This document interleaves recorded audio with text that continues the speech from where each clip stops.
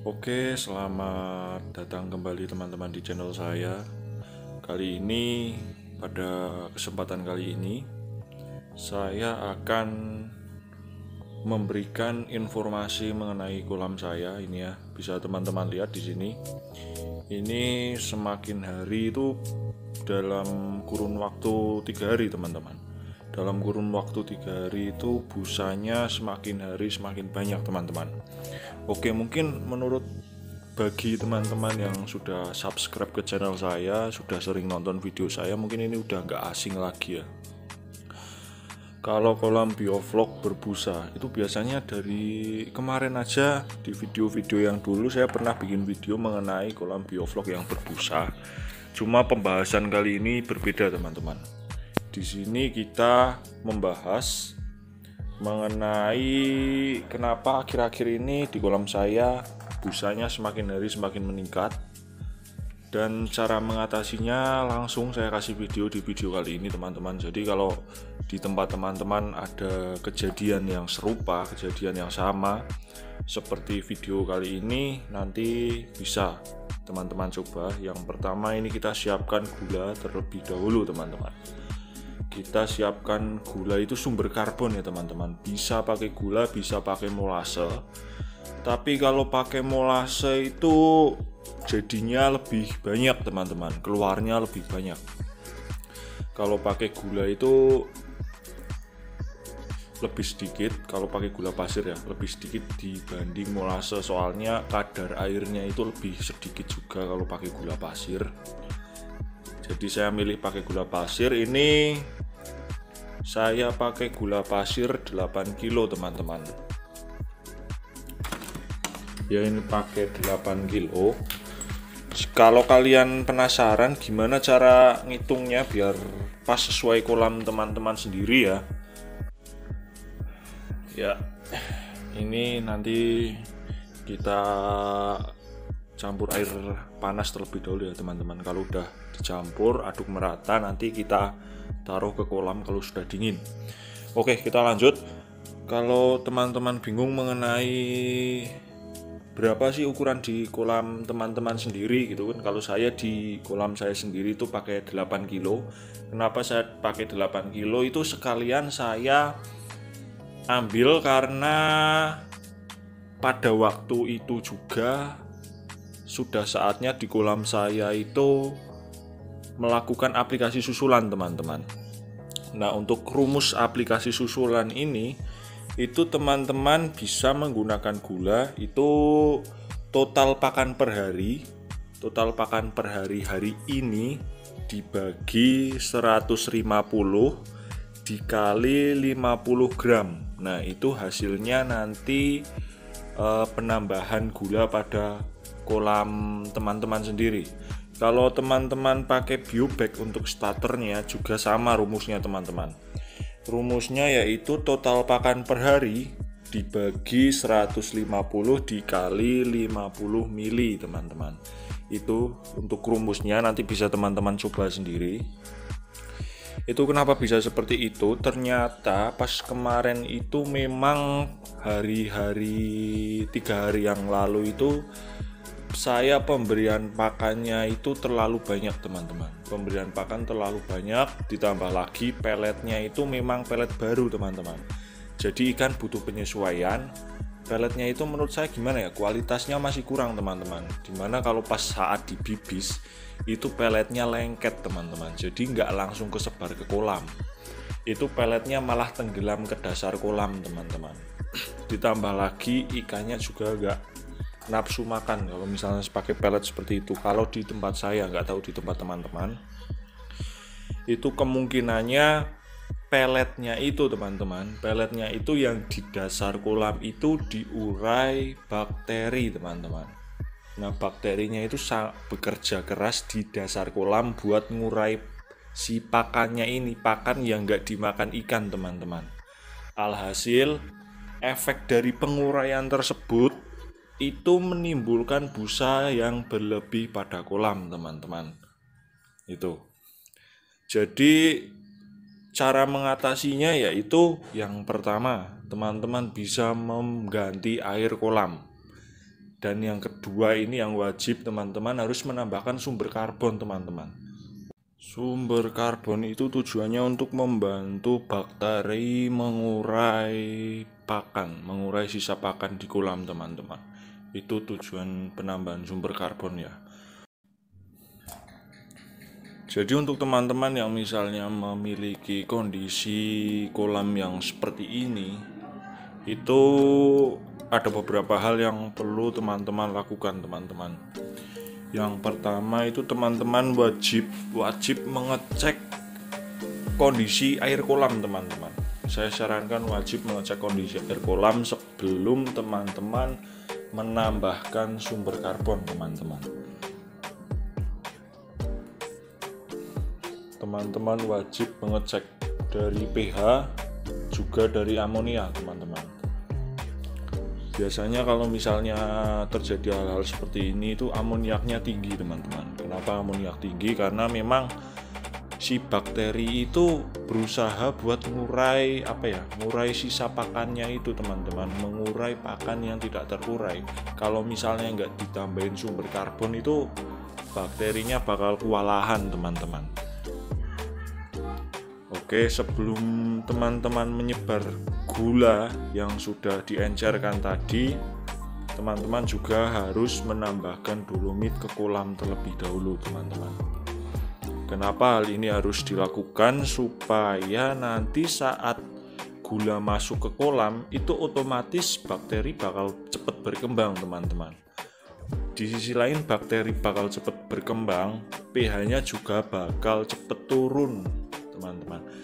Itu kenapa seringkali kalau misalnya vlognya banyak itu pasti pH-nya sedikit atau pH-nya pasti turun. Nah, ini masukan dari saya, saran dari saya, sebelum teman-teman menebar gula, teman-teman harus menebar dolomit terlebih dahulu supaya pH-nya nanti turunnya itu tidak terlalu banyak teman-teman.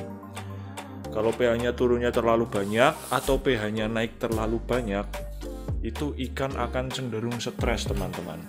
Ikannya kaget soalnya di pH yang awal segini kok di beberapa jam kemudian pH-nya segini gitu teman-teman. Ini bisa dilihat dolomitnya ya teman-teman. Ini gulanya. Kita sebar saja ke kolam yang pertama dolomit teman-teman, jangan lupa. Ini sudah saya cek semua ya, kandungan pH, kandungan amonia di kolam, dan juga udah 3 hari berturut-turut air saya ganti teman-teman. Jadi saya air buang sama masukin air baru. Nah, ini yang terakhir saya gunakan aplikasi susulan sekalian, soalnya ini juga busanya udah terlalu banyak. Ini bisa dipraktekin di tempat teman-teman ya.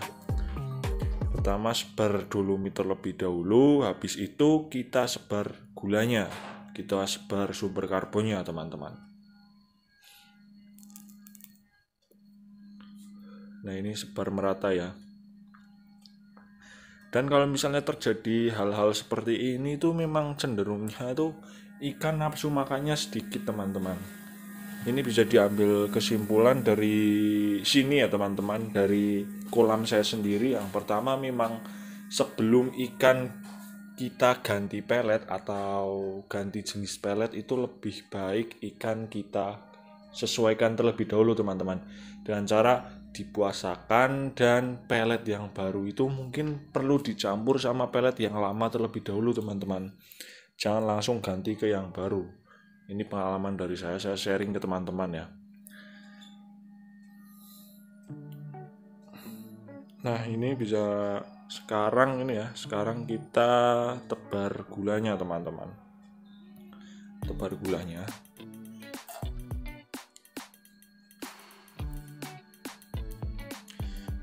Ini diusahain kalau teman-teman mau menyebar gula ini harus sudah dingin terlebih dahulu ya teman-teman. Jangan pas panas disebar ke kolam. Ini bisa dilihat teman-teman.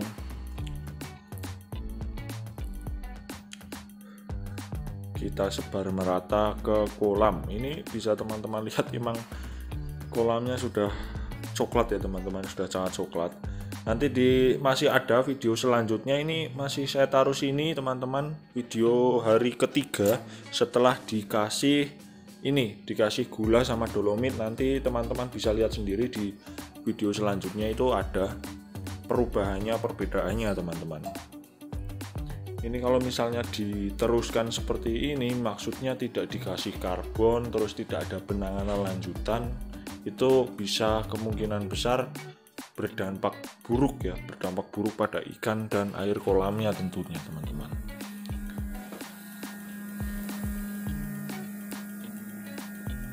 Nah, kita lihat dari sini, bisa dilihat ini busanya cukup tinggi ya teman-teman.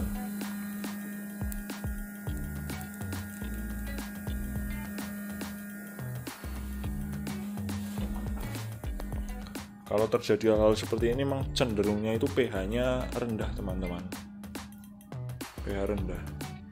Ini vlog di kolam saya ini pas kejadian ini tuh masih bagus, vlognya itu 30-an mili teman-teman, 30 milinan. Tapi karena memang banyak sekali pakan yang nggak dimakan ikan atau pakan yang di dasar kolam itu, ya akhirnya seperti ini teman-teman. Bakterinya harus bekerja lebih keras lagi ya buat ngurai pakannya. Nah, ini untuk video di hari yang ketiga setelah saya kasih gula dan dolomit teman-teman. Ini belum saya kasih makan, ini sudah ada perubahannya ya, tetapi ada tapinya teman-teman. Vlognya itu makin tinggi teman-teman, dan itu perlu diperhatikan ya. Vlog kalau terjadi ledakan vlog juga nggak baik buat kolam, itu akan menurunkan nafsu makan ikan teman-teman. Ya, ini airnya, anginnya saya kecilkan ya, aerasinya.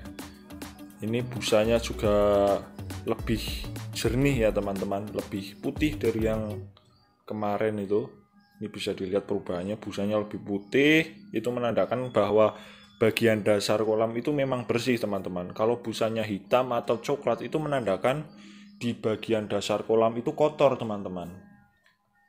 Nah, itu bisa teman-teman lihat. Nah, ini untuk teman-teman kemarin yang penasaran mengenai mesinnya, ini settingan mesin di kolam saya ini ada 2 mesin. Yang itu yang kecil dan ini yang besar. Nggak lupa juga ada gensetnya teman-teman. Kalau kolam bioflok harus wajib ada itunya. Kalau mati lampu biar nggak bingung ya teman-teman. Itu ada 2 mesin di kolam saya, dan ini kebetulan hanya 1 mesin yang hidup teman-teman. Ini 1 mesin yang hidup. Soalnya yang kecil belum tak hidupin ini di video ini ya. Ini 1 mesin, ini bisa teman-teman lihat sendiri aerasinya seperti apa, ini 1 mesin. Nah, ini untuk ikannya kita lihat teman-teman. Ya, ini kita ambil ikannya ya teman-teman. Oke, kita lihat sebentar.